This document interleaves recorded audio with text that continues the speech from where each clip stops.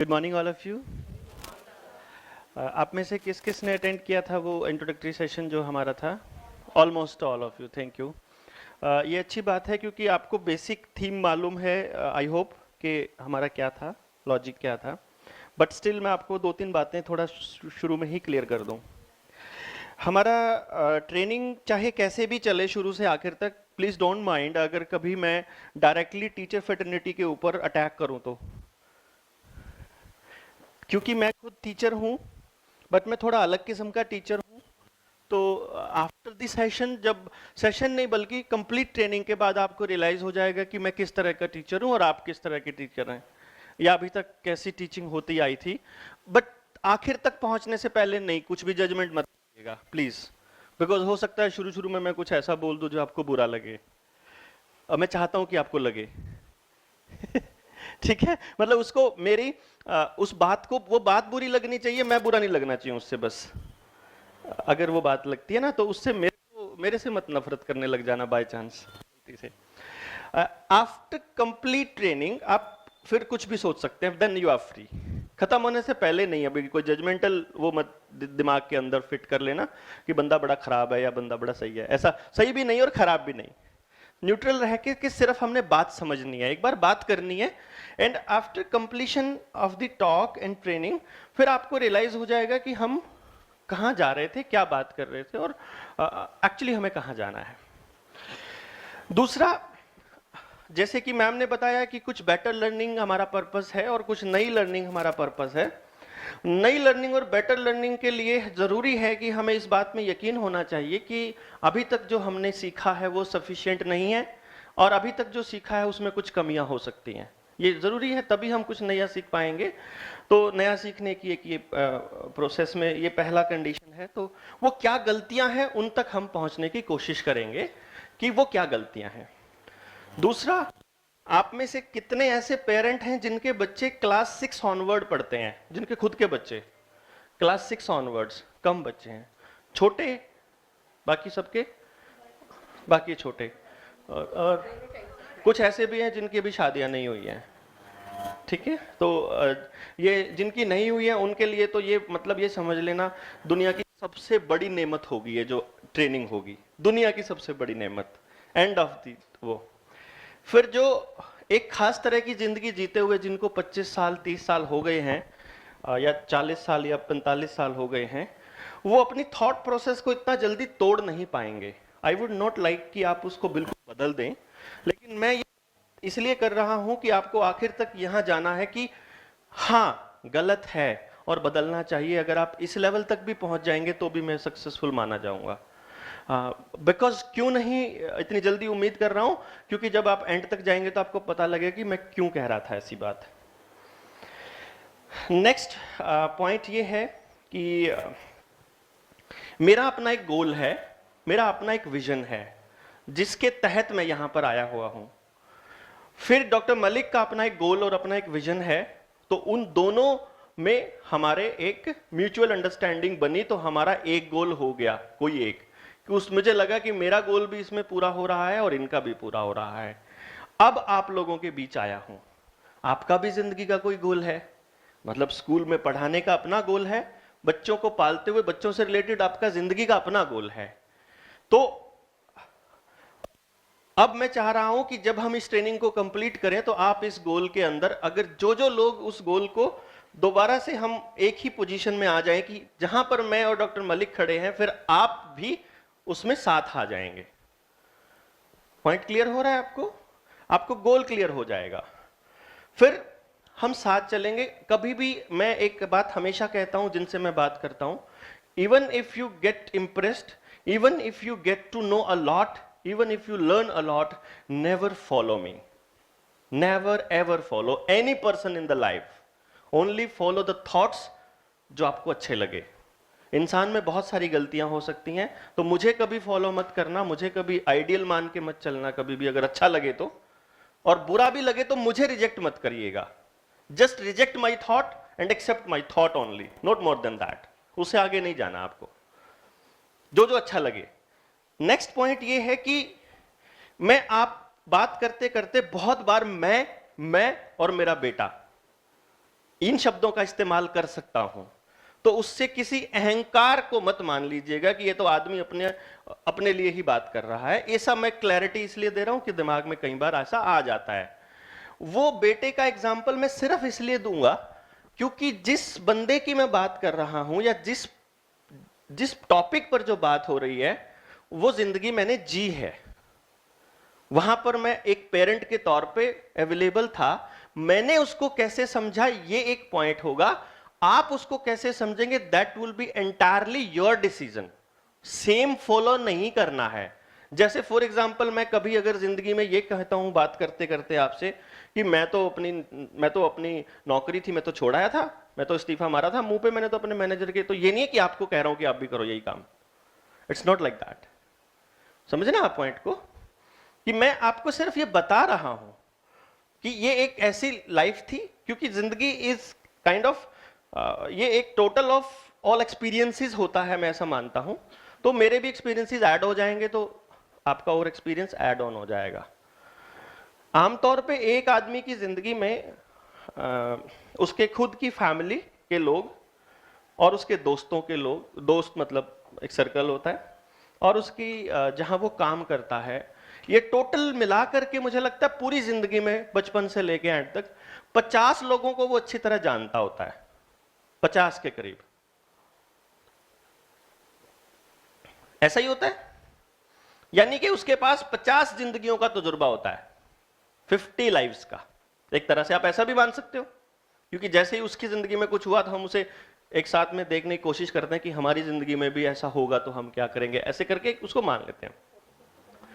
मेरी लाइफ में मैं अभी तक 18,000 ब्रेन्स स्टडी कर चुका हूं, तो मेरी लाइफ में तजुर्बा 18,000 दिमागों का और जिंदगियों का है।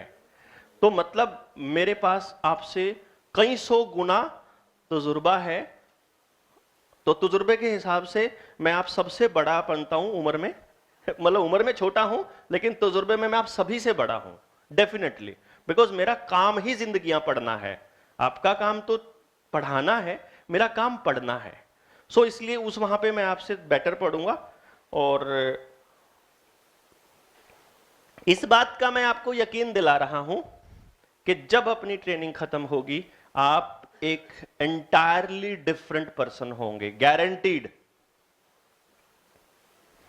ठीक है, और एंटायरली आपकी थॉट प्रोसेस हो सकता है कि अलग दिशा में चल पड़े, और that is my vision. Next point ये है कि मैं एक कॉम को मानता हूं, टीचर फेटर्निटी हो या बल्कि इसको मैं ऐसे कहता हूं कि 18 साल की उम्र होते ही आदमी को बगावती हो जाना चाहिए। मतलब मेरा ये मानना है, उसे हर किसी से बगावत कर लेनी चाहिए। रीजन क्या है कि बगावत एक नए चैलेंजेस लेके आती है लाइफ के अंदर। जब वो नए चैलेंजेस लेके आती है तो उनके नए सॉल्यूशंस भी निकलते हैं।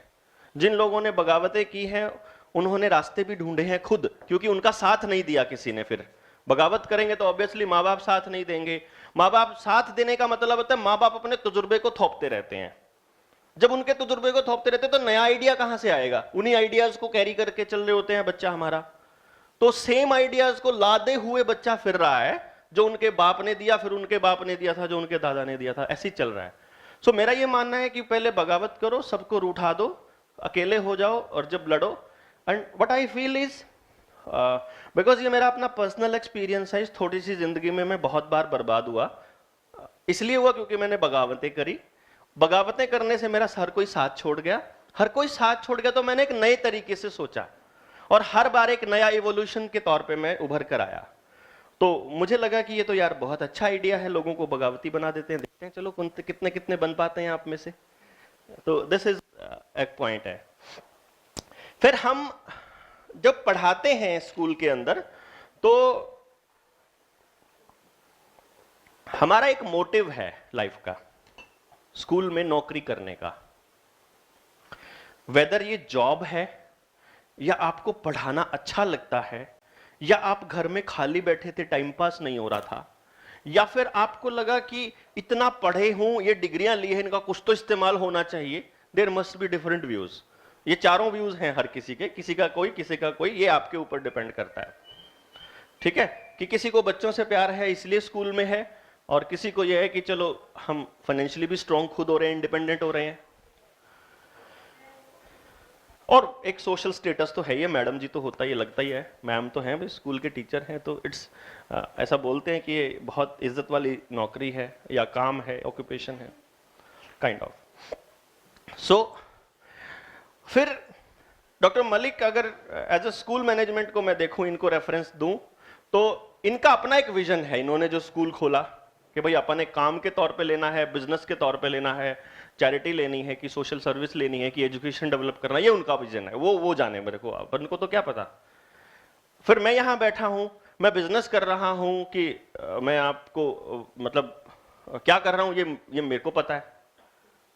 ऑब्वियसली काम करने के पीछे कोई ना कोई तो लॉजिक होता है ना, कि आप पैसे के लिए काम कर रहे हो, कि आप अपने किसी इंटरनल इंस्टिंक्ट को सेटिस्फाई करने के लिए, उसको जस्टिफाई करने के लिए कर रहे हो, आई डोंट नो। तो आपको समझ में आ जाएगा, क्योंकि जब आप किसी से बात करते हो, आपको बात कितनी समझ में आई ये तो बहुत सेकेंडरी पॉइंट है, लेकिन मोटिव जरूर समझ में आ जाता है कि ये क्या करना चाहता है, क्या करवाना चाहता है, क्या बुलवाना चाहता है, या क्या सोच रहा है, kind of thing. Do you believe this? तो अपनी इस टॉक का और अपनी इस ट्रेनिंग का सबसे ज्यादा फायदा कब होगा? मेरा यह मानना है इसका सबसे ज्यादा फायदा तब होगा जब doctor Malik, Devendra Balhara and all teachers and all parents and all students, इन सबका एक ही मोटिव हो। Am I right? अगर इन सबका एक ही मोटिव होगा तो वो बहुत ज्यादा आगे तक जाएगा। मोटिव एक क्यों होगा? क्योंकि मेरा तजुर्बा जिंदगियों का ज्यादा है, तो मैं आपको एक बात बताता हूं जो आपकी सबके लाइफ पे परमानेंटली फिक्स होती है। आपने कोई भी काम जब भी किया, कोई भी काम क्या क्या, पढ़ाई करी, प्रोफेशन शुरू किया, किसी रिलेशनशिप में आए, मोहब्बत की, शादी की, बच्चे पैदा किए, उसके बाद किसी से दोस्ती रखी, उसके बाद किसी से दोस्ती तोड़ी, उसके बाद किसी से बात की। हर एक्टिविटी के अंदर आप एक्टिविटी की शुरुआत में जो आपका मोटिव था, जैसे फॉर एग्जांपल मैं आपको बताता हूं कि मैं किसी थर्ड पर्सन से बात करता हूं और मेरे दिमाग में बैक ऑफ द माइंड ये है कि मुझे इसको चीट करना है, मैंने इसको ठगना है और इससे पैसे ऐंठने हैं। आप देखेंगे वो आदमी आपको पैसे दे देगा, आप उससे पैसे ऐंठ भी लोगे, फिर आपको वो आदमी नहीं मिलेगा, पैसे ही मिल पाएंगे उससे। अगर आपने बच्चा पैदा करते टाइम, कंसीव करते टाइम ये सोच रखा है कि ये बुढ़ापे में मेरा सहारा बनेगा, फिर वो बुढ़ापे में सहारे के तौर पे ही इस्तेमाल होगा। उसका एक ही मोटिव होगा कि आपके बुढ़ापे का सहारा बने। फिर वो ऐसा टाइम आएगा कि उसको फिर वो नौकरी नहीं मिलेगी या फिर उसे कहीं बाहर नहीं जाना पड़ेगा। फिर आप जब बुढ़ापे में बीमार होगे तो फिर वो आपके साथ ही रहेगा, वो सहारा बनेगा, डेफिनेटली बनेगा। तो भाई फिर हमें लगता है कि ये काम आ रहा है। अगर आपने बच्चे को इसलिए पाला है कि हम सिर्फ अपने बच्चे को प्यार देना चाहते हैं, हमें उससे कोई मतलब नहीं है कोई नौकरी करता है कि नहीं करता है, बुढ़ापे में साथ रहता है कि नहीं करता है, फिर आप देखोगे कि वो बच्चा जैसे जैसे बड़ा होता जाएगा, एंड ऑफ द लाइफ तक आपका उससे प्यार कम कभी नहीं होगा। प्यार जरूर रहेगा, फिर हो सकता है वो दूर रह रहे, हो सकता है वो कहां पे रहता है, इट हार्डली मैटर्स, मतलब मुझे लगता है। तो रिश्ते की शुरुआत या काम की शुरुआत जो सोचकर आपने की थी, वो काम आपका वही पर्पस हल कर पाएगा, इसके अलावा नहीं। यानी कि जैसे कि आपने अगर ये नौकरी ये सोचकर ज्वाइन की है कि मुझे घर टाइम पास करना है, मान लीजिए आपने ये नौकरी इसलिए ज्वाइन की है कि आपको घर अकेले टाइम नहीं पास होता और आप चलो कुछ टाइम हम स्कूल में लगा जाते हैं दोपहर तक। फिर आप देखेंगे कि आप अगर रिवाइव करके देखें फ्लैशबैक में जाकर के, जब से आपने नौकरी ज्वाइन की है, टाइम पास के अलावा आप स्कूल से कुछ नहीं लेकर गए। अगर आपने फाइनेंशियल पॉइंट ऑफ व्यू से देखा था स्कूल में नौकरी लगने को, तो तब फाइनेंसिस को छोड़ करके आपने बाकी चीजें गवा दी, चैन भी गवा दिया, सेल्फ रिस्पेक्ट भी गवा दी आपने, और पता नहीं क्या क्या गवा दिया, रिलेशनशिप भी खराब हो गए, घर के वालों के रिश्ते खराब हो गए, पर लेकिन पैसा मिल रहा है स्कूल से, अगर वो पर्पस था तो।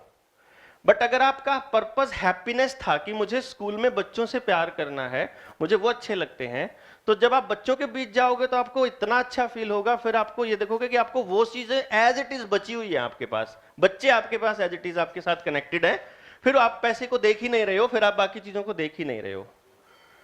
एम आई राइट? ये मतलब ये मैं आपको वो कंक्लूजन्स पे पहले आने की कोशिश कर रहा हूं। हालांकि ये कंक्लूजन नहीं है, ये बेसिक पर्पस है कि किसी भी काम को शुरू करने के पीछे आपका बेसिक थॉट क्या था, वो पर्पस जरूर हल होगा, इसकी गारंटी है। हाँ, टाइम लग सकता है, जो आपने उम्मीद की थी उतने टाइम में शायद वो पूरा ना हो, लेकिन वो होगा जरूर। So just try to catch my thought behind this training, try to catch कि मैं कहां जाने की कोशिश कर रहा हूं, एंड इफ यू बिलीव तो थॉट को चेंज करिएगा अपने को, बेसिक थॉट को, बजाय इसके कि आप ट्रेनिंग के कंटेंट पे ध्यान दो। अगर आप कंटेंट पे ध्यान नहीं दे करके थॉट पे ध्यान देंगे तो आपकी लाइफ में वो चेंजेस आने शुरू हो जाएंगे कि ऑटोमेटिकली आप उस चेंज के एजेंट बन जाओगे। ऑटोमेटिकली, मैं एजेंट्स ऑफ चेंज बोलता हूं इसमें, जो चेंज मैं चाह रहा हूं। फिर ये बिलीव करना बहुत जरूरी है कि जो मैं कह रहा हूं वो कितना सही है और कितना गलत है। जब आपको विश्वास होना शुरू होगा तो तब आपको लगेगा कि ये तो ऐसी चीज थी। क्योंकि जितने भी लोगों से मैं मिला हूं 100% रिव्यूज ये हैं, 100%। मतलब मैं जैसे आज मैं आपसे बात कर रहा हूं तो मैं आज के रिव्यू को फाइनल रिव्यू नहीं मानता। मैं मानता हूं 6 महीने बाद आपकी जिंदगी में रिव्यू लूं मैं कि हाँ जी उस दिन जो ट्रेनिंग करी थी 6 महीने बाद आपकी जिंदगी में उसका क्या इंपैक्ट देखता हूं, तो मेरे को 100% रिव्यूज वो मिलते हैं कि सर हमारी जिंदगी टोटली बदल गई है। टोटली कैसे बदल गई है? कि जब आपका सोचने का तरीका बदल जाएगा तो जिंदगी ऑटोमेटिकली बदलनी शुरू हो जाएगी। तो मैं बेसिकली आपके सोचने के तरीके पे अटैक करने आया हूं, और देखना यह है कि आप उसको कितना डिफेंड कर पाते हैं और मेरा अटैक कितना ताकतवर, उसमें कितनी ताकत है, ये आपको देखना है कि आप अपनी रिजिडिटी को कितना तोड़ पाते हैं। हाँ, ये बात ध्यान रखिएगा, सिर्फ इसलिए किसी बात पर मत अड़िएगा कि सोसाइटी में ऐसा हो रहा है, सिर्फ इसलिए मत अड़िएगा कि लोग ऐसा चाहते हैं, सिर्फ इसलिए मत अड़िएगा कि आपकी परवरिश में वो चीजें शामिल हैं। लॉजिक के साथ नहीं सर ऐसे कैसे कर सकते हैं, ऐसे नहीं कह के विद लॉजिक हम बात करेंगे, आर्ग्यूमेंट करेंगे, जितना मर्जी हीटेड आर्ग्यूमेंट हो जाए, मेरे से नफरत मत करिएगा, ना ही मैं आपसे करूंगा। थॉट को हमने रिजेक्ट करना है, आप मेरे को करिए, मैं आपके को करूंगा, सिंपल। और जब तक आप रिजेक्ट नहीं करेंगे तब तक आप एक्सेप्ट नहीं कर पाएंगे। तो अंदर से अगर ना आ रही है तो ना को आने दो, रोको मत उसको कि नहीं सर ये बकवास है total, we don't accept it. Simply बोल दीजिए, कोई मतलब फॉर्मेलिटी करने की जरूरत नहीं, किसी लेवल पे ये जानने की जरूरत नहीं कि ये कोई टीचर्स का सेमिनार है। हम यहां मतलब फुल टाइम वाहियात हो सकते हैं, कोई दिक्कत नहीं है, मतलब ऐसी कोई टेंशन नहीं है, आप जैसे मर्जी जवाब दे सकते हैं, कोई फर्क नहीं पड़ेगा। मैं जोर से बोल सकता हूं क्योंकि मेरे पास माइक है, तो आपको लगेगा जोर से बोल रहा है बहुत ज्यादा, उसको नहीं आपने माइंड करना। दूसरा, सवाल बीच में नहीं उठाना। पॉइंट क्लियर हो रहा है? मान लीजिए बात कर रहे हैं, बात करते करते दिमाग में आ गया कि नहीं हमारी बात सही नहीं है, तो लिख लीजिएगा। और ऐसा जब मैं आपको एंड तक पहुंचेंगे तो ऐसा होता है कि कुछ लोग ऐसे होते हैं, क्योंकि ऐसा कुछ बच्चे भी होते हैं तो लोग भी होते हैं, कि अगर सवाल अटक गया ना तो उस सवाल पे ही अटके पड़े रहेंगे, आगे पॉइंट ध्यान नहीं देंगे। तो इनमें से वो जो है ना कि वो बीच बीच में हाथ उठाना कि भाई अटके ही पड़े हैं वहीं तक, उसको पहले एक बार क्लियर कर दो, फिर हम आगे चलेंगे। वो बता देना मुझे कि अभी हम वहीं अटके पड़े हैं, नहीं तो कहीं आप उसी के बारे में ना सोचते रहो, थॉट के बारे में जो मैंने बोला था, तो वो हम क्लियर कर लेंगे। क्लियर? मेरे ख्याल से बेसिक हम इंट्रोडक्शन ये ठीक है। दूसरी इंट्रोडक्शन, मैं आपको अपने बारे में इंट्रोडक्शन मेरे ख्याल से शुरुआत वाले 1 घंटे में हम दे चुके थे जब हम पहली बार मिले थे। फिर आप किसी ने हमारे को सर्च भी किया होगा तो हमारे कुछ इंटरव्यूज भी देख लिए होंगे, तो यू नो कि हमने क्या क्या मतलब काम किए थे और क्यों हम यहां पर हैं, इसको समझने की कोशिश कर रहे हैं। जब हमारा ये मानना है कि दुनिया का हर इंसान एक दूसरे से अलग है, तो फिर ये क्यों जरूरी है कि मैं आपकी तरह सोचूं या आप मेरी तरह सोचें? जब आप हैं ही अलग, तो आपका अलग सोचना should be accepted, should be validated and should be respected. Don't you think so? कि जब आप अलग हो तो आपका अलग होना सबसे बड़ी ब्यूटी है इस संसार की, फिर तो इसका मतलब ये हो गया। तो एक सवाल उठता है, क्या क्लासरूम कंडीशन में या लाइफ के अंदर हार्मनी बनाने के लिए या रखने के लिए क्या ये पॉसिबल है कि हम हर किसी के थॉट को बराबर तवज्जो दें? क्या ये पॉसिबल है कि हम हर किसी को उतनी ही इज्जत दें? आई से it is possible, it is quite possible, very much possible. कब है ये? तब पॉसिबल है जब आपको समझ में आ जाए कि ये कैसे अलग है। आपको अपने रिश्तों में सबसे बड़ी प्रॉब्लम क्या लगती है? मान लो आपके अपने बच्चे जो स्कूल में रिश्ते हैं उनके साथ, आपके लाइफ पार्टनर के साथ, अपने खुद के बच्चे और अपने रिश्तेदारों के साथ। रिश्तेदारी एक बड़ी कसूती चीज है हमारे इंडिया में, जो ढोनी पड़ती है अपने को ना, जो खींच के रखनी पड़ती है। तो हम क्या देखते हैं कि उन सारे रिलेशनशिप में आपको सबसे बड़ी प्रॉब्लम क्या लगती है? अंडरस्टैंडिंग। इसको अगर थोड़ा सा और मतलब एक्सप्लेन करूं तो अंडरस्टैंडिंग ये लगती है कि इसको समझ में ही नहीं आता, समझा जितना मर्जी बोल लो। और कमाल की बात ये उसको भी ऐसे ही लगता है। Understanding is the biggest problem. और वो प्रॉब्लम ये है कि इसको समझ में नहीं आ रहा। हम इसको कन्वर्ट करना चाहते हैं, या मैं इसको ऐसे कन्वर्ट करना चाहता हूं कि मेरे को समझ नहीं आ रहा। जैसे ही हम इस पॉइंट पे सोचना शुरू करें कि लेट अस अंडरस्टैंड कि ये ऐसा क्यों करता है, लेट अस अंडरस्टैंड कि इसको कैसे समझ आएगा, लेट अस अंडरस्टैंड कि अच्छा क्या है, तो मेरे ख्याल से लाइफ इजियर हो जाएगी। जैसे मैं आपको एग्जांपल बताता हूं। मैं पापा के पास गया, मैंने पापा को बोला, पापा पापा मैं ये करना चाहता हूं, मैं ये करना चाहता हूं। और पापा बोलते हैं, भाई फालतू कुछ नहीं रखा इन बातों में, ऐसे ही करना होता है, ये सब करना होता है। और ये उन्होंने जो डायलॉग बोले, मैंने वो as it is dialogue copy page पे लिख रखे थे और मैंने अपनी मम्मी को पढ़ाया। मैं पढ़ के सुनाना एक बार पापा को। आई न्यू कि इन्होंने यही बोलना है। और अगर आपको यह मालूम है कि आपके पापा को यही बोलना है, यही जवाब देना है, तो आपको दर्द कभी होगा ही नहीं, क्योंकि आपको पता ही था कि यही आना है। दिक्कतें कब आती हैं? जब आप एक्सपेक्ट कुछ और कर रहे होते हो और रिएक्शन कुछ और आता है। Same is the case with the kids.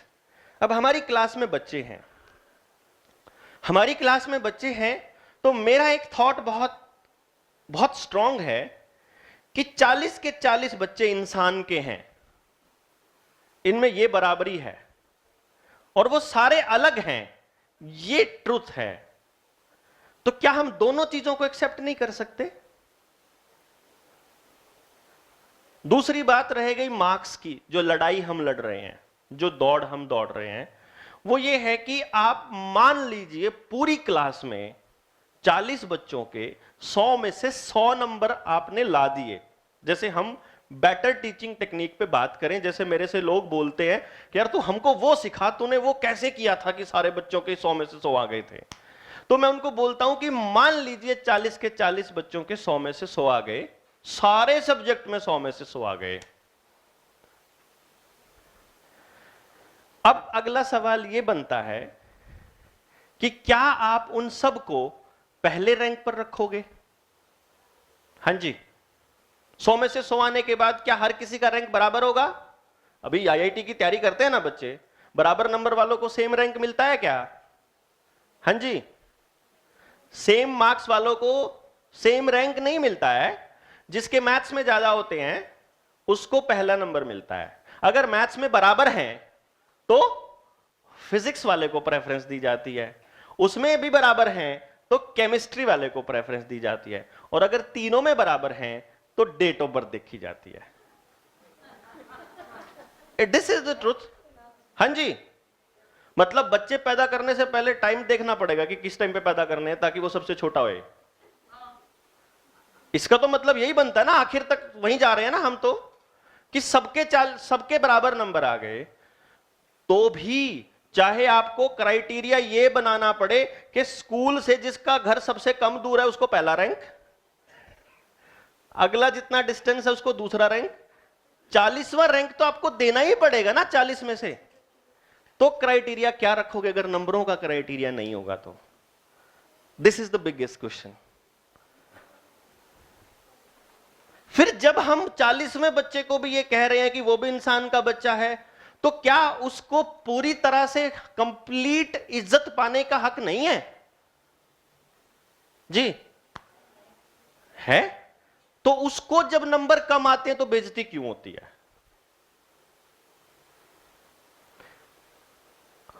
उसकी बेइज्जती क्यों होती है अगर उसके नंबर कम आते हैं तो? अगला सवाल यह है जो हमें सोसाइटी से पूछना है जब आप बदल जाओगे, जब आप बदले हुए टीचर होंगे, जब आप बदले हुए इंसान होंगे, तब पूछना है। अभी तो आप नहीं पूछ सकते ये सवाल। जब आप कन्विंस हो जाओगे अंदर से कि हां जो हम सोच रहे हैं वो गलत नहीं है, वो किसके लिए है? वो उन्हीं के लिए है, वो उनके लिए नहीं है, वो हमारे लिए है। कैसे हमारे लिए है? हमारे लिए ऐसे है कि अगर मैं खुश हूं और आपसे बैठ के बात कर रहा हूं तो आप मुझसे 4 घंटे बात कर सकते हैं, आप मुझसे 40 घंटे भी बात कर सकते हैं। पर मैं फ्रस्ट्रेटेड हूं और आप मेरे से बात कर रहे हो तो आपको खतरा लगा रहेगा कि कब मार दे पता ही नहीं।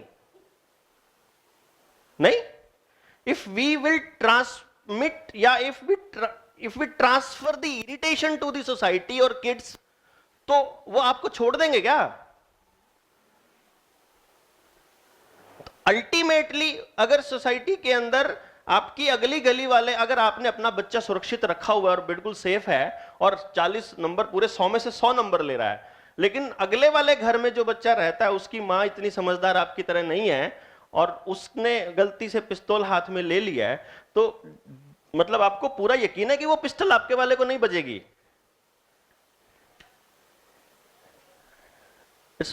आपको डर किस चीज का है? अपने बच्चे से तो किसी को डर नहीं है, सब दूसरों के बच्चे, अरे वो भी तो बच्चे उसके हैं। इसका मतलब यह है कि अगर मेरी गली के अंदर एक भी बच्चा सही नहीं है, एक भी बच्चे के साथ गलत हो रहा है, एक भी घर में शांति नहीं है, तो अल्टीमेटली वो शांति हमारी खराब होने वाली है अगले स्टेप पे। कंफर्म है ये? Do you believe that?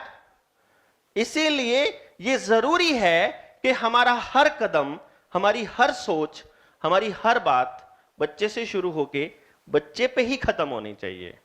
बच्चे की भलाई से शुरू होकर बच्चे की ही भलाई पे खत्म होनी चाहिए। फिर उसके बदले में चाहे हमें किसी से भिड़ना पड़े, लड़ना पड़े, बगावत करनी पड़े, कोई छोड़ना पड़े, किसी से कुछ छुड़वाना पड़े, मुझे लगता है कि अगर आपको इतना भरोसा है कि इस बच्चे के लिए ये सही है तो फिर आप लड़ जाओ उसके लिए।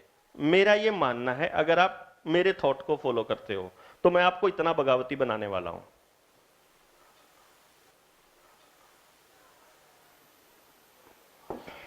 क्योंकि जब आप उस बच्चे को देखो, मैं आपको नहीं बदल सकता, मैं आपका भला भी नहीं कर सकता, because you are mature enough और मेरे से ज्यादा समझदार हैं सारे।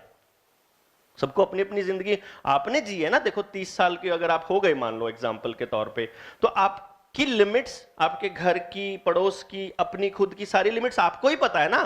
तो हाउ कैन आई मतलब सजेस्ट यू कि आपको जिंदगी कैसे जीनी चाहिए? बेसिक थॉट तो दे सकता हूं, बट आपकी लाइफ की लिमिट्स तो आपको मालूम है। सो आप क्या कर सकते हो, वो अब करना क्या चाहिए, वो अपन वहां पे आ जाएंगे अभी लास्ट में। तो सारा आखिर में वो बच्चा हो जाएगा। मैं ये कहना था कि आपकी जिंदगी को तो मैं नहीं बदल पाऊंगा शायद उतना जितना मैं उन बच्चों की जिंदगी बदलने के लिए कोशिश कर रहा हूं, या कह लीजिए बात कर रहा हूं। क्योंकि जब हम बात करते हैं ना, जब हम सोचते हैं ना, तो आपको एक चीज कभी नोटिस की हो आपने कि जब आप कुछ कहने जा रहे हो और पड़ोसी या दूसरा टीचर कोलीग वही बात हेड के सामने बोल दे और आपको ये तो मैं भी यही सोच रहा था, ऐसा होता है एकदम मेरे भी दिमाग में थी यही बात। तो हाउ डज इट हैपन कि वो उसके दिमाग में था और आपके दिमाग में भी था? क्या ऐसा है कि उसने आपका आइडिया चुरा लिया? No, not like that. Ideas हमारे होते ही नहीं असलियत में। Ideas are like waves which are transmitted from nature.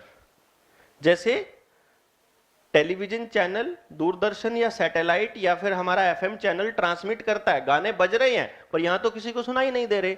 पर जिसकी रेडियो उसी फ्रीक्वेंसी पे 92.7 पे जाके बिग एफएम पे सेट हो गई, उसी पे बजने शुरू हो जाएंगे।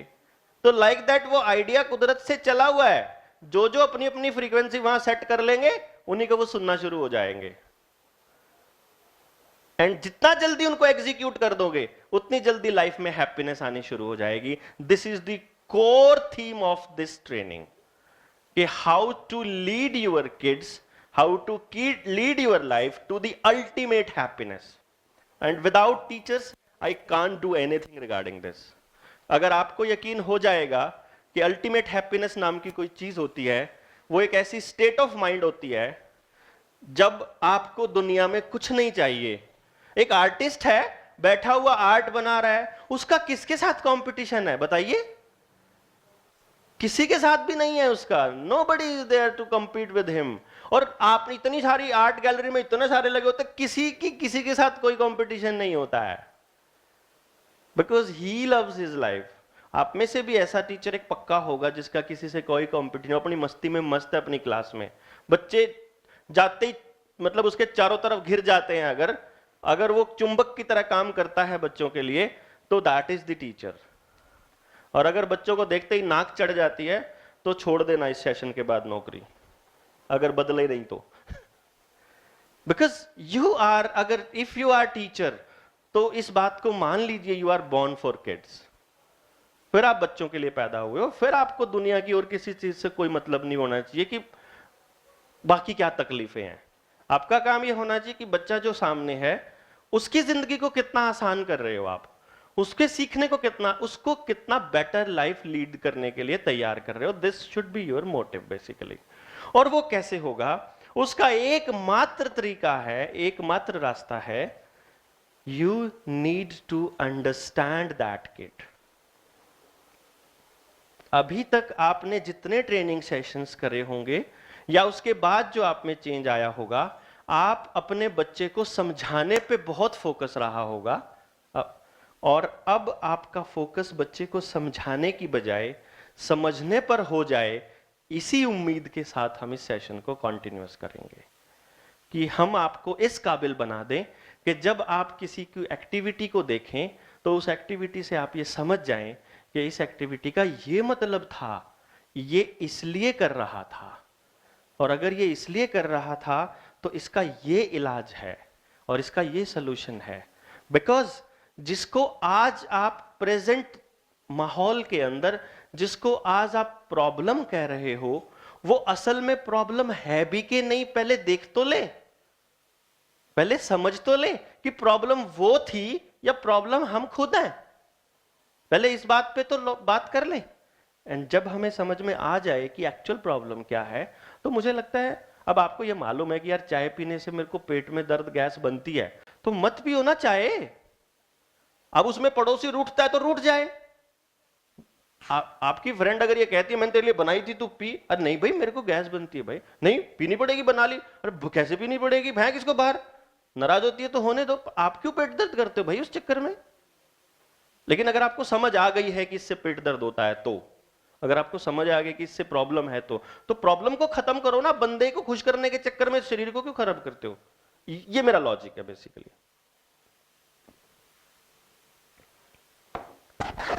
क्योंकि जब आप किसी को खुश करने के लिए कुछ करोगे, किसी को भी खुश करने के लिए, आप अपने लाइफ पार्टनर को, अपने पड़ोसी को, अपने दोस्तों को, आप देखोगे कि जैसे ही आपने उसको एक बात के लिए खुश किया, उसकी अगली डिमांड सामने होगी। जैसे ही उस पे आप उसको खुश कर दोगे तो उसकी अगली डिमांड आ जाएगी। And you will never be able to please anyone. पूरी जिंदगी फ्लैशबैक में देख लो आप।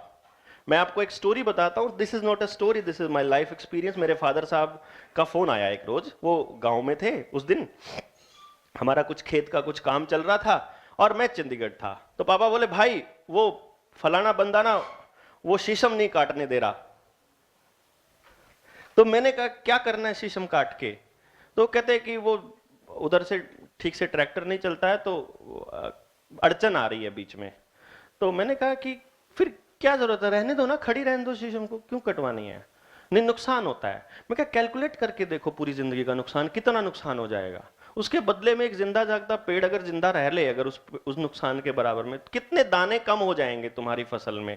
अगर उसकी छांव की वजह से पूरी धूप नहीं मिलती फसल को, तो कितने दाने कम होंगे।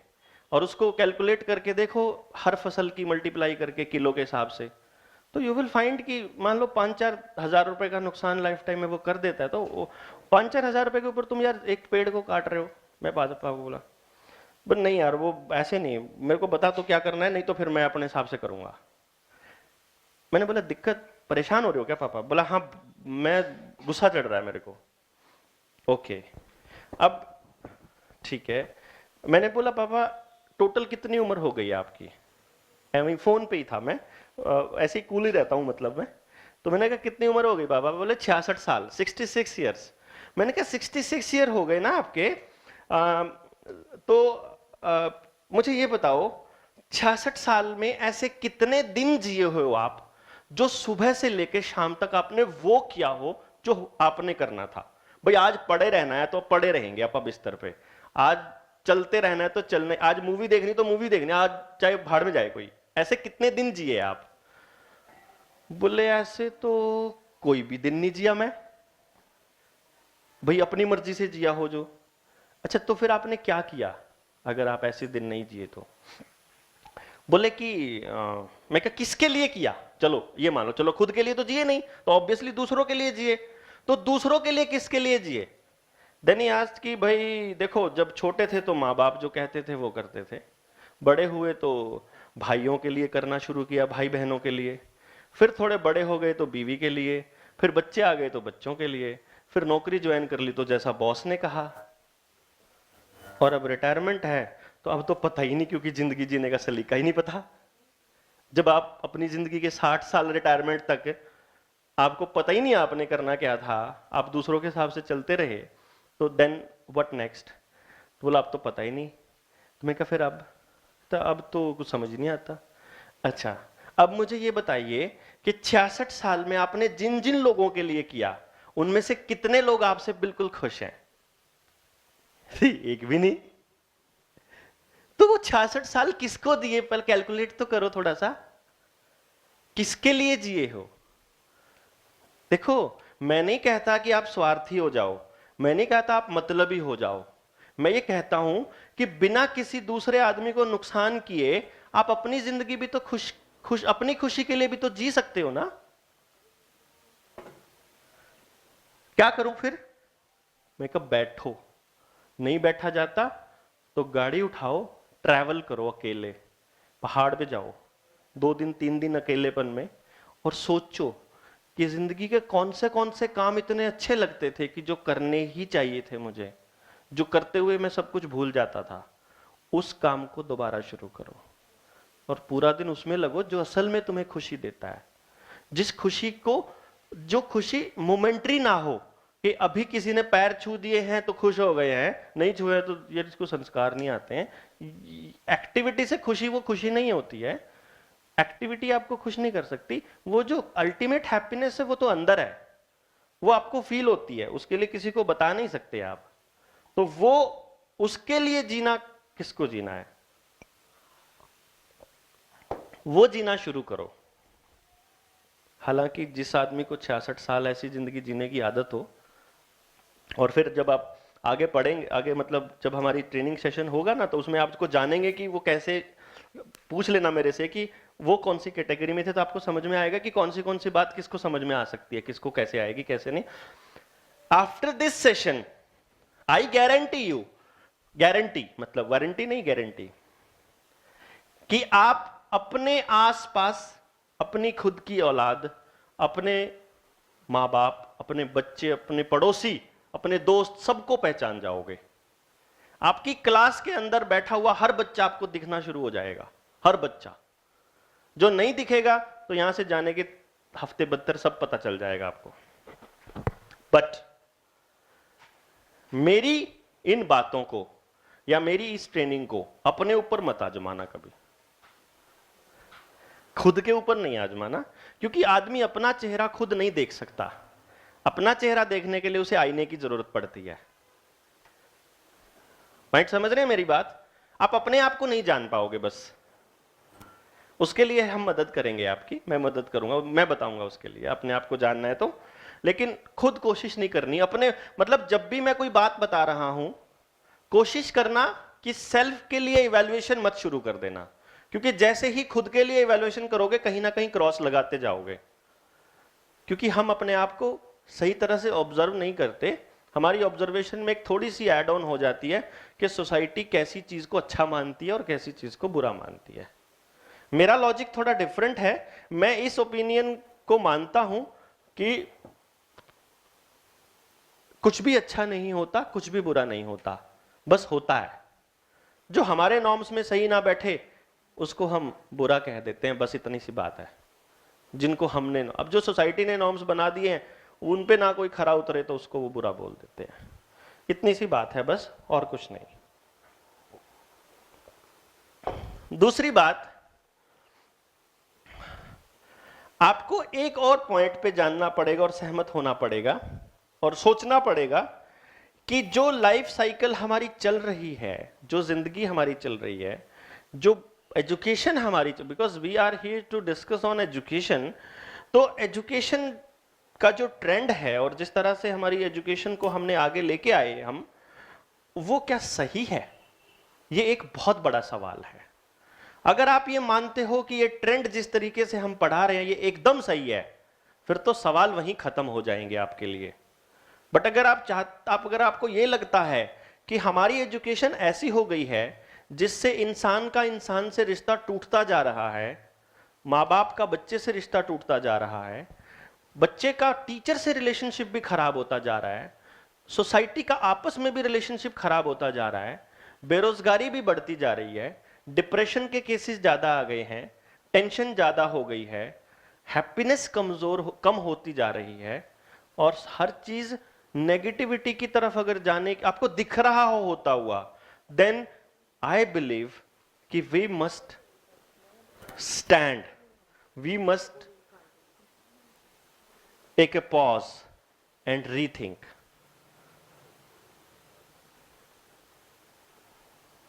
अगर आपको लगता है कि हालात 20 साल पहले की एजुकेशन जब हम स्टूडेंट थे उस दौर में और आज में खराब हो गई है, देखिए आज 2-3 चीजें बढ़ गई हैं, फैसिलिटीज बढ़ गई हैं, किताबें सुंदर हो गई हैं, भवन स्कूल के सुंदर हो गए हैं, माँ बाप बच्चों पे फोकस कर रहे हैं, बट वो फोकस मुझे ऐसा लगता है नेगेटिव जा रहा है।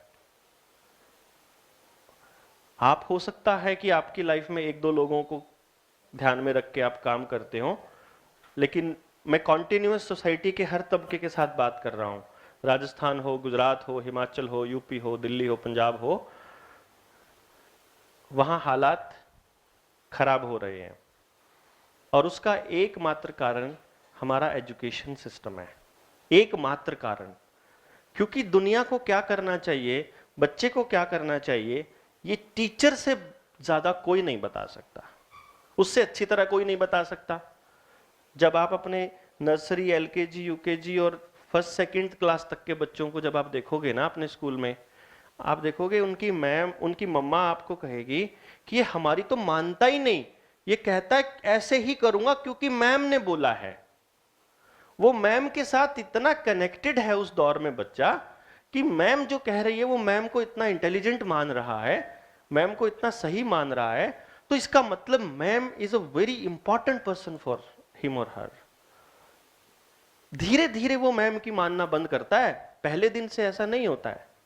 क्योंकि पहले दिन, जैसे फॉर एग्जाम्पल जब हम इस क्लासरूम में एंटर हुए, मैं अगर आपकी क्लास में सीधा सीधा एंटर हो जाता और आपको बोलना शुरू कर देता कुछ भी, तो थोड़ी सी देर में ही एक दूसरे की तरफ देख करके आप, कौन है भाई, क्या चक्कर है ये, क्या मतलब, ऐसे थोड़ी कोई भी घुस के बता देगा। बट उससे पहले क्या हुआ, आप सभी को यहाँ पर अथॉरिटीज ने बुलाया, वही अथॉरिटी जो आपकी सुप्रीम अथॉरिटी है उसने मेरे बारे में कहा कि इसको सुन लो, तो आपने सुनना शुरू कर दिया, चाहे उनके नाम से ही। अब आपका इंटरेस्ट बनेगा तो आपको सुनने कंटिन्यू करोगे ना, ऐसे ही होगा ना। उनके कहने से आपने सुनना तो शुरू किया। Same is the case with the school system. कि जब आप पढ़ाना शुरू करते हो, बच्चा जब नर्सरी में एडमिशन लेता है, तो माँ बाप उस बच्चे को पहले से ही प्रिपेयर करके लाते हैं। मैम बहुत अच्छी हैं, मैम तुमको सिखाएंगी, जैसे मैम कहें वैसे करना, लाइक काइंड ऑफ। तो मैम इतनी इंपॉर्टेंट चीज है उस बच्चे के लिए, क्योंकि उसकी मम्मी पापा ने ऑलरेडी आपकी अथॉरिटी एस्टैब्लिश कर दी, and now it's your duty या इट्स योर टर्न कि आप उस अथॉरिटी को, उस प्यार को, उस रिश्ते को, उस कनेक्शन को कितना बरकरार रख पाते हो और कितना आगे ले जा पाते हो। एम आई राइट? फिर हमें यह देखना है कि जो बच्चा, जब हम उसको, उसका वो दौर देखो जब वो स्कूल में नहीं पढ़ता। ऐसे बच्चे भी हैं आपके घर में, किसी के घर में जिसने अभी स्कूल शुरू नहीं किया है, प्ले स्कूल वगैरह किया है, सिर्फ किसी के घर में है? एक या दो बच्चा? एक, दो, तीन। अब इन्होंने शुरू नहीं किया बच्चों ने, या प्ले स्कूल जाते हैं फॉर एग्जाम्पल, काइंड ऑफ। आपको उनके ब्रेन की कुछ खास चीजें पता है? एनीथिंग, कुछ भी उनके बारे में अगर आपको कहें कि आप बेटा है कि बेटी? बेटी, बेटा। तो अगर मैं आपको कहूं कि उसके बारे में 3 बातें बताइए जो नेगेटिव हो,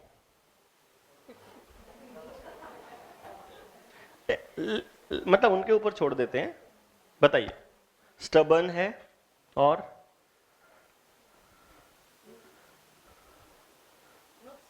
आप मत बताइए ना, उनको बताना, आप बताने दीजिए। हाँ, स्टबर्न है, सेकंड, एक ही प्रॉब्लम है, स्टबर्न। वो भी इनकी नहीं मानता, बस इसलिए प्रॉब्लम है इनको। ठीक है ना? ठीक। अब अब 3 खासियत बताइए उसकी। हाँ जी? केयरिंग, लविंग, और दिमाग कैसा है? मंदबुद्धि है बच्चा? कैसा है? वेरी एक्टिव, लर्न्स क्विकली और slowly, according to the mood. School की नहीं, किताब की छोड़ दीजिए, बाकी लाइफ, मतलब टीवी चलाना, रिमोट कंट्रोल करना, मोबाइल हैंडल करना, गाड़ी पे सेटलमेंट आपको कॉपी करना, काइंड ऑफ वो चीजें, वेरी एक्टिव। किताबों को यहां बात नहीं करेंगे अपन ना, अपन जिंदगी की बात कर रहे हैं, और किताबों ने सत्यानाश कर रखा है जिंदगियों का, इसलिए किताबों की बात नहीं करेंगे हम। जब भी बात करें पढ़ाई से, पढ़ाई पे बात नहीं आएगी। पढ़ाई पे हम देखो, we are here for studies, we are here for learning and education, but वो आखिरी बात है। ठीक है? पहले हम जिंदगियों को समझ ले, पहले हम इंसानों को समझ ले, बच्चों को समझ ले, एंड देन वी विल। अगर वो समझ आ गया तो फिर अपने को किताबें मोड़नी आ जाएंगी कि इसको कितनी मोटी देनी है, इसको कितनी मोटी, फिर समझ आ जाएगा। हाँ जी, सेकंड आपका बच्चा था? ब्रदर इन लॉ, घर में ही है, मतलब देवर का बेटा। ठीक है, तो आप बताइए मुझे 3 उसकी खराब बातें और 3 उसकी कोई खराब बात नहीं है। और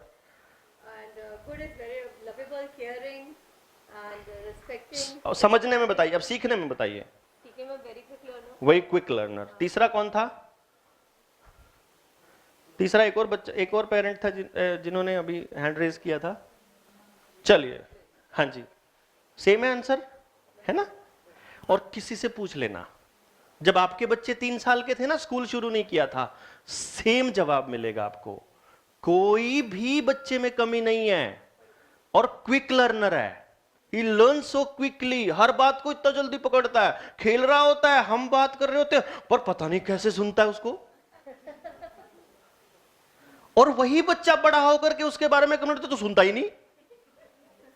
सेम बच्चे के बारे में यही कंप्लेंट होती है कि तू सुनता नहीं, जिसके बारे में बचपन में ये खासियत होती है कि उसको सब सुनता है।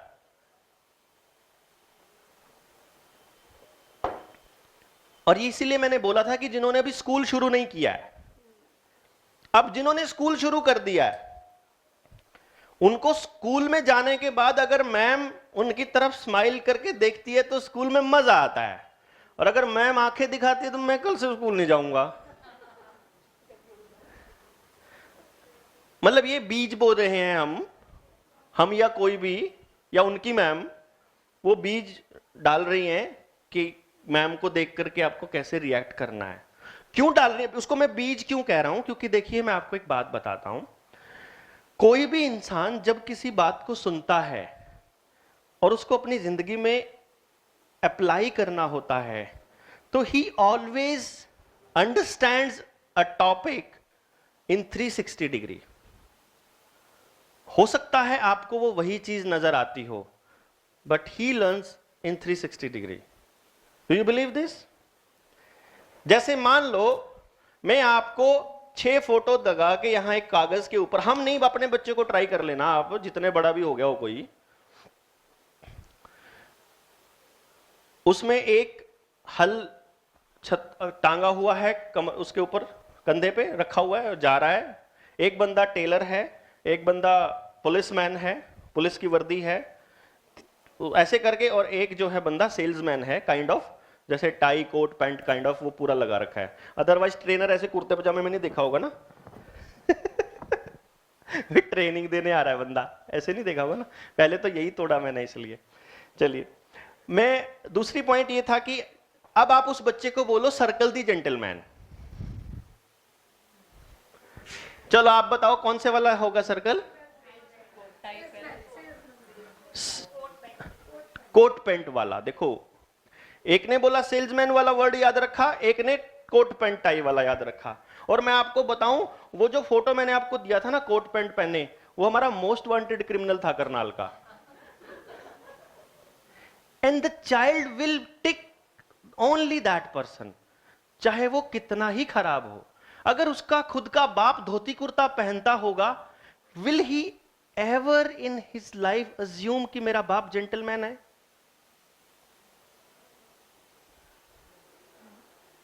तो क्या किया गलती हमने?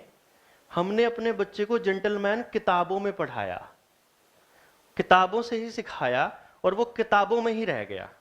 ना तो वो कभी जेंटलमैन बन पाएगा, और ना उसे कभी पता चलेगा जिंदगी में कि जेंटलमैन होता कौन है। इसीलिए हमारे बच्चों को जेंटलमैन ही नहीं पता कौन है। और सही बताऊं तो यहां बैठी हुई मैडमों को भी नहीं पता था, उन्होंने भी टाई वाले को ही लगाया। हमने बिहेवियर पे, थॉट प्रोसेस पे तो बात ही नहीं करी। दूसरों के लिए कितनी बात करता है, सोसाइटी के लिए कितना, उस पर तो बात ही नहीं हुई, उस पर तो सोचा ही नहीं।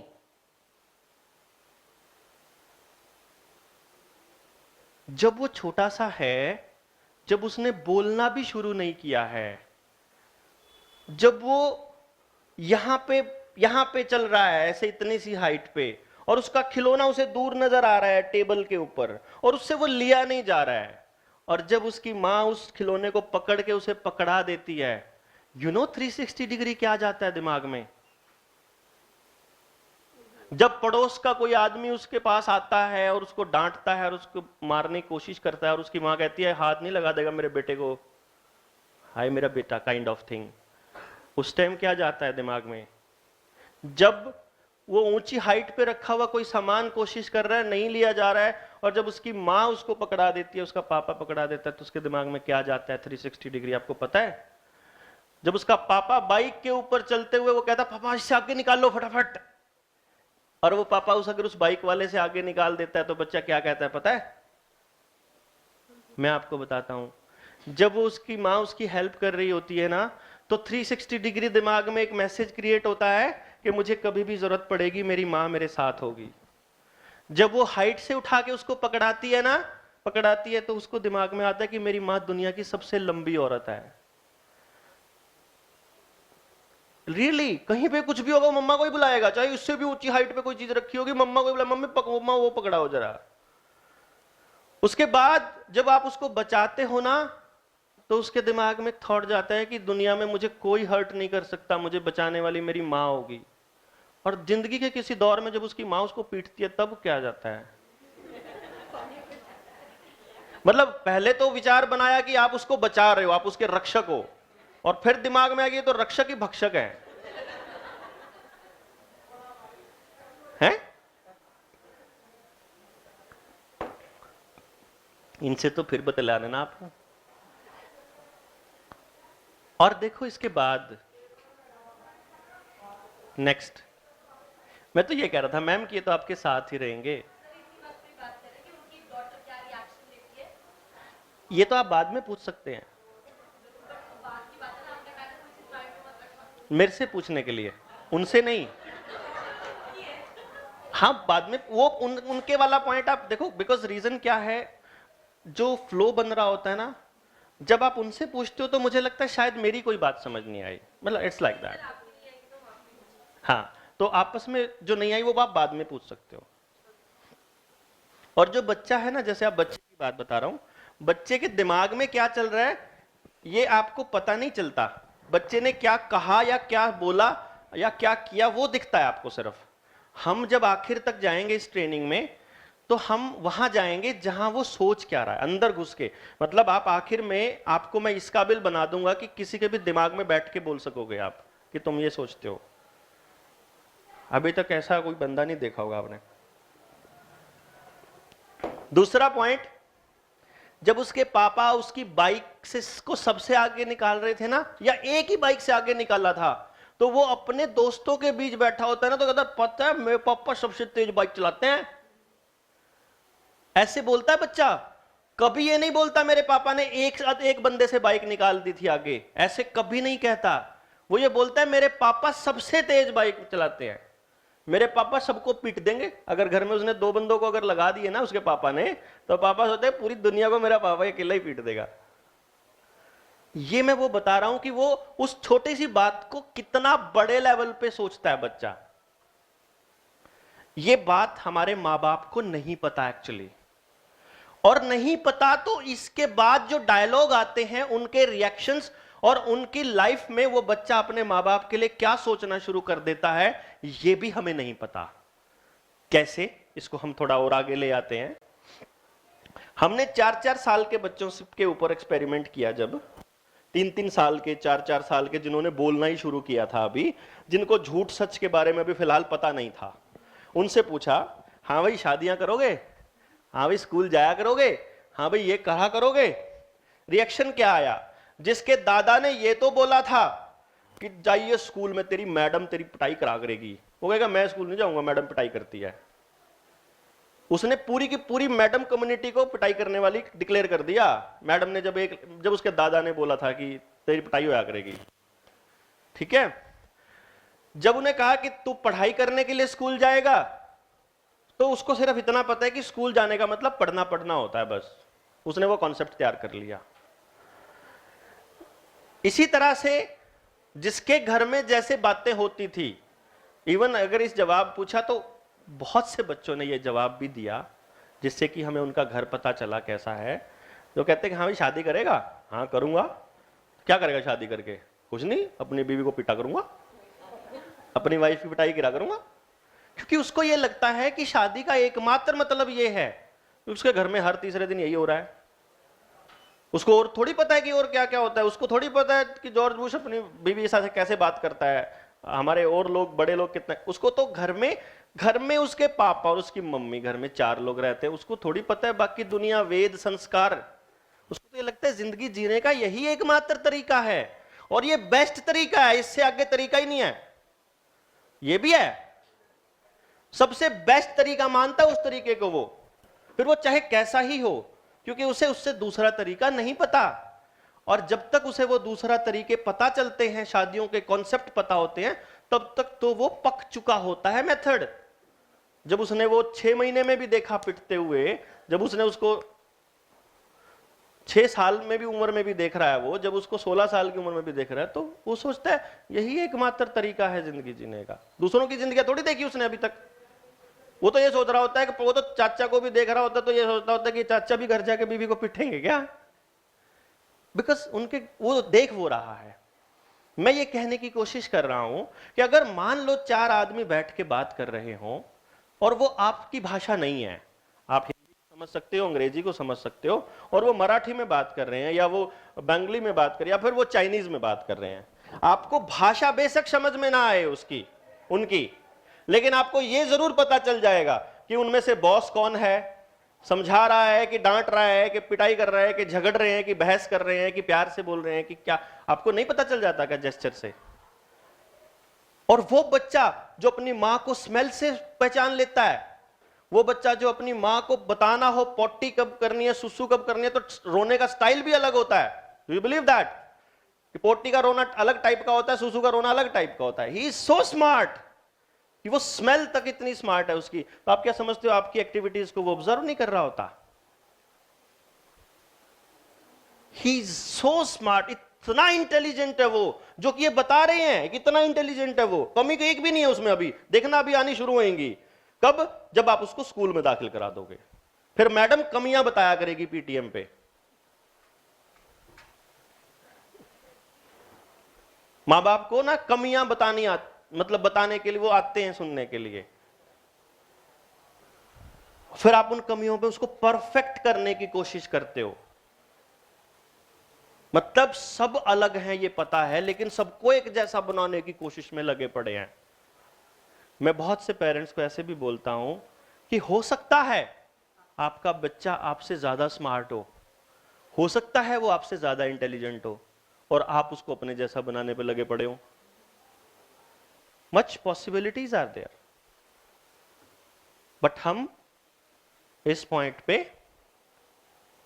नहीं सोचते हैं, क्योंकि हमने कभी बैठ के इस मुद्दे पे चर्चा ही नहीं की, क्योंकि किसी के पास इतना टाइम ही नहीं है।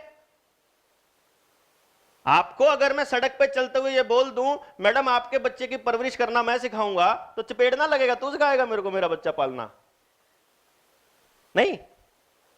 या पड़ोस में हम कभी इस मुद्दे पे बात करते हैं? आप देखिए आप क्या बात करते हैं। आजकल तो समाज, सोसाइटी बहुत खराब हो गई है, माहौल ही खराब हो गया है, जमाना ही खराब हो गया है, आजकल के बच्चे ही बड़े खराब हैं। यही बच्चा जो बहुत इंटेलिजेंट और बहुत बढ़िया आने वाले टाइम में बहुत खराब वाली कैटेगरी में आएगा, बिकॉज आपका पड़ोसी कहेगा कि आजकल के बच्चे बहुत खराब हो गए हैं। जिस दिन आपके बच्चे ने उसके पड़ोसी के बच्चे को धक्का दे दिया, तो उस दिन जमाना खराब हो जाएगा। हम ऐसे ही, जैसे मैं सिर्फ यहां नहीं आया हूं, मैं गांव गांव जाके गांव के लोगों से बात करता हूं, उनसे जिक्र करता हूं इन बातों का। तो एक गांव के अंदर एक रिटायर्ड हेडमास्टर मुझे कहते हैं, बात हो गई 2-3 घंटे की, डॉक्टर साहब हाँ जी बताओ, हमारा बच्चा खराब हो गया है, बदतमीज हो गया, बदमाश हो गया है, बिगड़ गया वर्ड था। क्या हो गया जी? वो जो गांव के सबसे बदमाश बच्चे हैं ना, उनके साथ जाता है, अब तो दारू भी पीने लग गया, 12वीं में है। ओके, कब से जा रहा है? 9वीं 10वीं से जाना शुरू किया उसने थोड़ा थोड़ा, अब तो ज्यादा ही जाने लग गया, अब तो घर में टिकता ही नहीं। ओके, वो जो खराब बच्चे हैं गांव के, वो कौन है? बिगड़ है जी, वो तो बिल्कुल बिगड़े हुए हैं। आप क्या करते हो? मैं रिटायर्ड हेडमास्टर हूं। कितने साल रहे हेडमास्टर, मतलब या फिर टीचिंग में कितने साल रहे? तो मैंने तो करीब 30 साल नौकरी करी है जी। 30 साल की नौकरी में आपको कितने बिगड़ बच्चे मिले? होते हैं जी कुछ बच्चे ऐसे जो बिगड़ाली होते हैं, नहीं, कितने बच्चे बिगड़े हुए, कितने बच्चों ने दाखिला लिया था आपके स्कूल में? जब दाखिला लिया था तब वो बिगड़े हुए थे क्या? अगर दाखिला लेने वाला बच्चा बिगड़ा हुआ नहीं है ना, तो इसका मतलब फिर बिगाड़ने वाले आप ही थे। फिर कौन था? जब वो बच्चा अपनी मैम की सबसे ज्यादा मान रहा है, जब वो स्कूल को बड़ी अथॉरिटी मानता है, माँ बाप ने भी स्कूल को ही बड़ी अथॉरिटी माना है, तो इसका मतलब सत्यानाश की जड़ तो स्कूल ही है। क्यों जी? मैंने बोला फिर तो हेडमास्टर साहब आप ही करते थे ये काम, हमने कैसे किया? अरे मैं तो पूछ रहा हूं, हम तो बात ही कर रहे हैं, मैं तो यही बता रहा हूं। चलो अच्छा ये बता दो, क्या आपके गांव में जितने अब बिगड़े हुए बच्चे हैं 10-12 बच्चे होंगे, टोली होगी? कहता हाँ। तो जो 10-12 बच्चे जो बिगड़े हुए हैं, क्या ये शुरू से ही 10-12 हैं? बोला ना, पहले तो थोड़े होते थे। तो इसका मतलब किसी रोज में सिर्फ एक बच्चा भी होगा जब बिगड़ा होगा पहला बच्चा। तो जब पहला बच्चा बिगड़ा आपके गांव में, आप बीइंग हेडमास्टर कितने लोगों को साथ लेकर के बैठे, कितने लोगों के साथ डिस्कशन किया कि भाई रामफल का बच्चा खराब हो गया, ये अगर ये मान लो ये बिगड़ गया है तो कल को हमारे बच्चों पे भी नुकसान आएगा। Have you ever discussed on this topic? कितने लोगों ने मीटिंग करी थी जी बताओ? He had no answer at all, because हमारे पास टाइम ही कहां है भाई, हमारे पास तो टाइम ही नहीं। अपनी जद्दोजहद, अपने प्लॉट, अपने मकान, अपनी सेविंग्स, अपने समस्याएं, उन्हीं से फुर्सत नहीं है हमको। क्यों नहीं है? क्योंकि हमें अपने बारे में ही सोचना सिखाया गया है। हमें कभी दूसरों के बारे में सोचना सिखाया ही नहीं गया। कैसे? बिकॉज मैं बता रहा हूं, जब छोटा होता है बच्चा, हम 3-4 डायलॉग बोलते हैं। बाहर मत जाइए, कोको उठा के ले जाएगी, तेरा ये तो कोको लेगी, बाऊ आ गया, भूत आ गया, ठीक है जी। बाहर नहीं जाना, चोट लग जाएगी। बाहर नहीं खेलना, कोई उठा के ले जाएगा। सोसाइटी बहुत खराब हो रखी है भाई, किसी का भरोसा नहीं किया जा सकता। क्या ये डायलॉग आम नहीं है? हाँ जी, ये बहुत कॉमन डायलॉग्स हैं। और इन डायलॉग से क्या होता है? उस बच्चे के अंदर एक तस्वीर बनती है पूरी सोसाइटी की कि बाहर जाऊंगा तो नुकसान ही होगा। और जब आप 50 साल के भी हो जाते हो, 40 के भी हो जाते हो, वो कोको आपका पीछा नहीं छोड़ती। आज भी कोई नया स्टेप उठाने से पहले वो कोको फिर दिमाग में आ जाती है कि पता नहीं क्या होगा, पता नहीं अच्छा होगा कि बुरा होगा, करना चाहिए कि नहीं करना चाहिए, अभी तक तो ठीक ही चल रहा है, इतना ही नुकसान हुआ है, इससे ज्यादा हो गया तो। वो डर जो अनजान चीज से बचपन में आपके दिमाग में घुसाया था, वो आज तक कॉन्टिन्यूअसली आपके सिर पे चढ़ के बोलता है। इसीलिए अपने लाइफ पार्टनर को खुलकर नहीं बता सकते कि मेरे को तेरे से बात नहीं करनी, दबाओ, इसलिए नहीं कह पाते। और दुखी हुए उस रिश्ते को लादे हुए ढोते रहते हैं।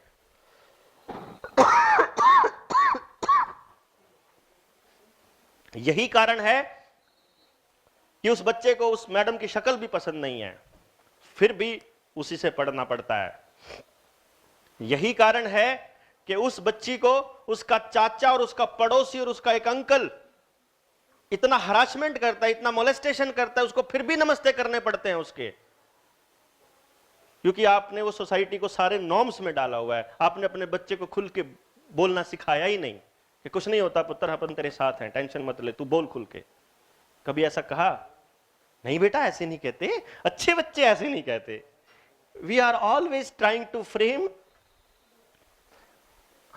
अ model and fit your child over there, कि तुझे अच्छा बनना है, क्योंकि अच्छे बच्चे ऐसे नहीं बोलते। देखिए, आपकी ना ट्रेनिंग तो कंप्लीट होनी है, चाहे मतलब 10 घंटे लगे, चाहे 30 घंटे लगे, चाहे 50 लगे। मेरे पास बोलने के लिए मटेरियल बहुत है, मतलब बहुत ज्यादा है। इतना ज्यादा है कि आपको मैं सच बता रहा हूं, जो मैं आज बोल रहा हूं ये मैंने कहीं नहीं बोला है, और पिछले 10 सालों से घूम रहा हूं बोलता बोलता, ठीक है ना। तो मुझे रियलाइज हो रहा है कि मेरे पास वो आ कहां से रहा है, आई डोंट नो। आपका प्रभाव है, वाकई आपका ही प्रभाव है, नहीं तो हम भला कहां इस लायक थे, हम कहां इस लायक थे। आपसे ही लेके आपको दे रहे हैं।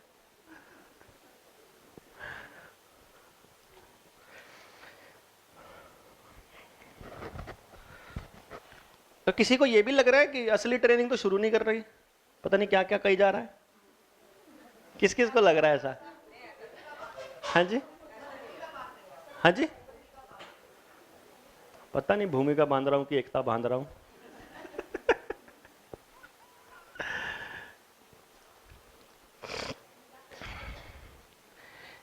बेसिकली ये वो बातें हैं जो हम बात कर रहे हैं। इनफैक्ट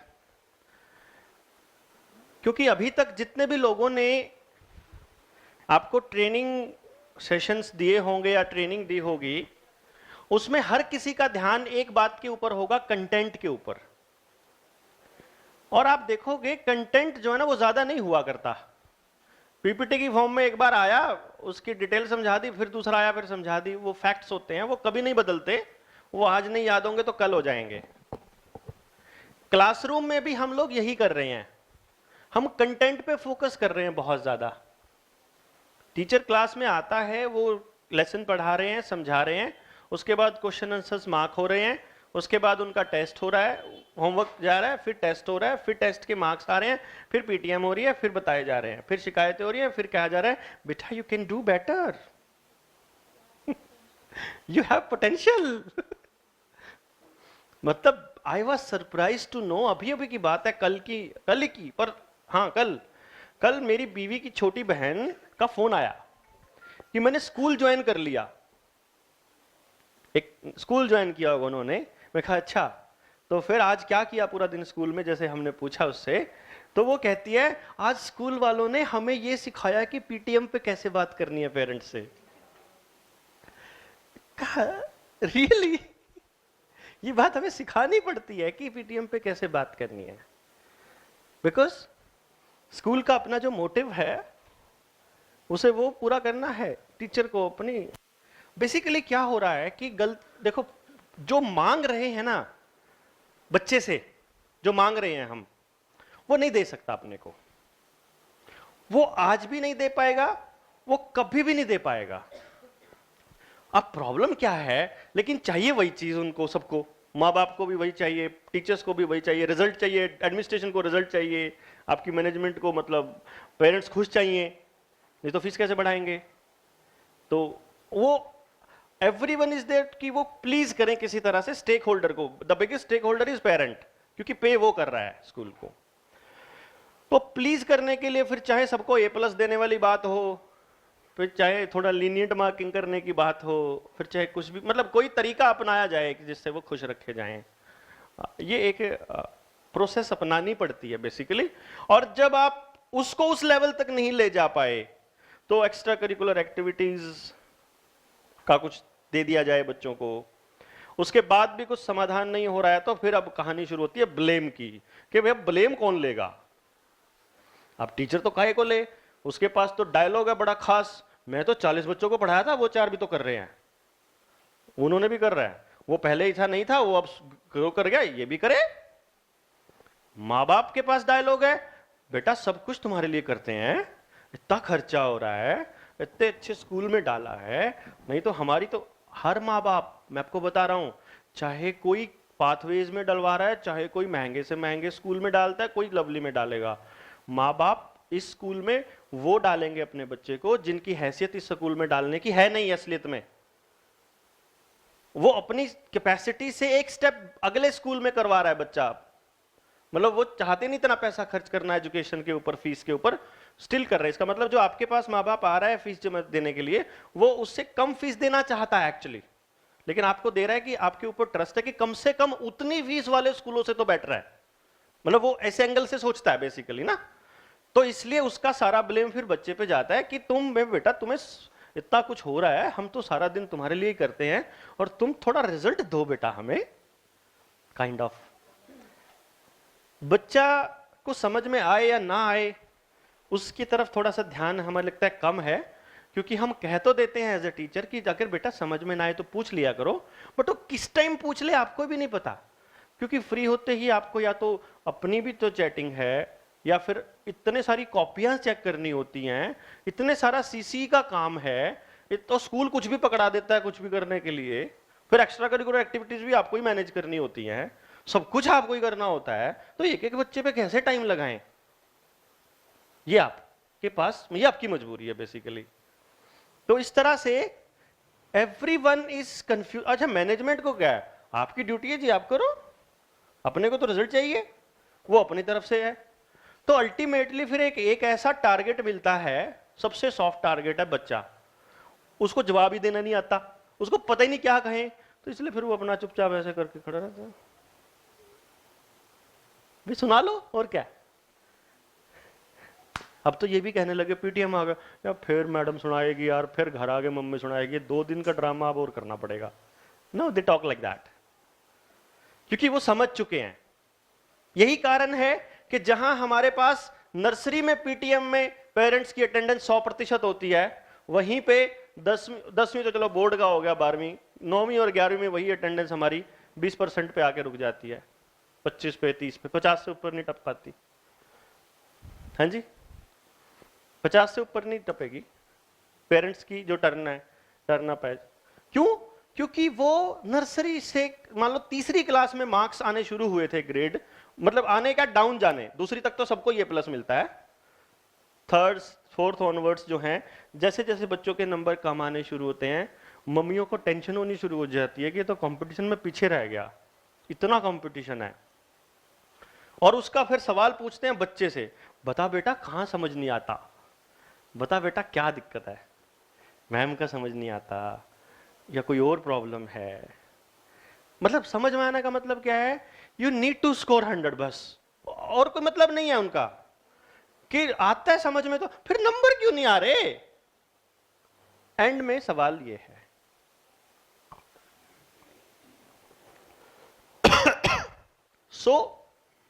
इसका मतलब आखिर में आपकी परफॉर्मेंस, आपने कितना पढ़ाया, बच्चे ने कितना सीखा, घर में माँ बाप कैसा माहौल देते हैं, अच्छे हैं कि नहीं, संस्कारी हैं कि नहीं, good boy bad boy, everything is decided upon the marks obtained in the examination.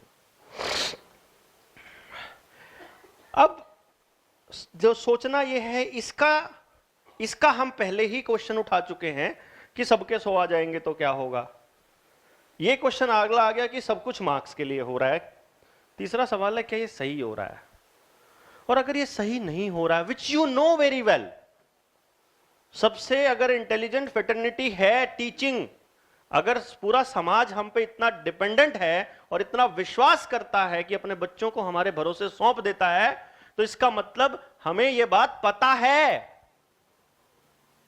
ऐसा नहीं है कि आपको नहीं मालूम है या हमको नहीं मालूम है, ये सबको पता है, बट स्टिल बिकॉज एक डायलॉग आ जाता है, फिर we have to follow the system ना।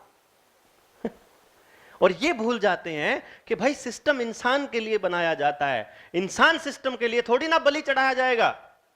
बट हम क्या कर रहे हैं, हम इंसानों के बच्चों को सिस्टम पे बलि चढ़ा रहे हैं, and we are doing nothing to change this system. This is the biggest question. मेरी ओपिनियन, मेरा ओपिनियन ये रहता है, मेरी ये सोच है कि सबसे बगावती कौम होनी चाहिए टीचर,